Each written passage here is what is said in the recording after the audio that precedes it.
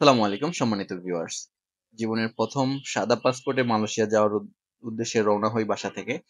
হযরত শাহজালাল আন্তর্জাতিক বিমানবন্দরে পৌঁছাই আমি। পৌঁছানোর পরে হচ্ছে যে বোর্ডিং পাস নেই। বোর্ডিং পাস নিয়ে ইমিগ্রেশন শেষ করি।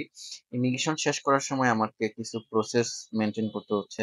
যেমন আমার বিজনেসের সকল ডকুমেন্ট এবং হচ্ছে ব্যাংক স্টেটমেন্ট আমি প্রিন্ট করে নিয়ে যাই। ব্যাংক সলভেন্সি প্রিন্ট করে নিয়ে যাই। ইমিগ্রেশন অফিসার আমার কাছে এগুলো দেখতে চায় এবং হচ্ছে তারা আমার প্রিন্ট করা স্টেটমেন্টটা অ্যাকসেপ্ট করে না। তাদেরকে হচ্ছে আমার অ্যাপস এর মাধ্যমে ব্যাংক স্টেটমেন্টটা দেখাইতে হয়। এতটুকুই ছিল আমার বিমানবন্দরে ঝামেলা বা ইমিগ্রেশন। তো এরপর ইমিগ্রেশন শেষ করে যখন আমি বিমানে উঠি, সেফ বিমান ছাড়ার ২০ থেকে ১৫ মিনিট আগে হচ্ছে আমাকে ইমিগ্রেশন পাস দেয়। বাংলাদেশ ইমিগ্রেশন থেকে আমি আ ইমিগ্রেশন শেষ করে বিমানে উঠি। ওঠার পরে বিমানটি হচ্ছে মালয়েশিয়ার উদ্দেশ্যে কুয়ালালামপুর এয়ারপোর্টের উদ্দেশ্যে হচ্ছে ছেড়ে যায়। তো এর ভিতরে বিমানের মধ্যে হচ্ছে যেহেতু আমার বিমানটা ছিল হচ্ছে আপনার ইউএস বাংলা এয়ারলাইন্স। তো তারা ফ্লাইটে হচ্ছে আমাকে খাবার দেয়। সেই খাবারটা ছিল হচ্ছে খুবই মজাদার। পায়েসটা ছিল খুবই ভালো এবং বিফ খিচুড়ি, ড্রিংকস এবং ওয়াটার দেয় তারা।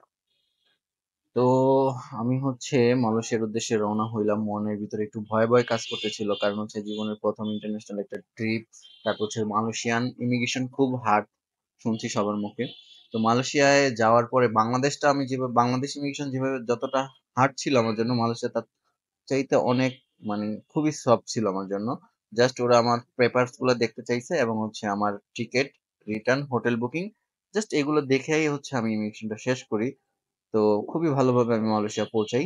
সবাই আমার জন্য দোয়া করবেন।